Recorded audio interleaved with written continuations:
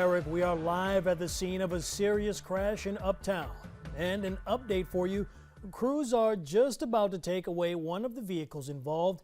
Medic has confirmed with us 3 people were taken to the hospital, 2 of them with serious injuries and 1 with life-threatening injuries. Just moments ago, crews got this pickup truck flipped back upright after it had overturned. Our photographer on scene also saw another vehicle up on the side.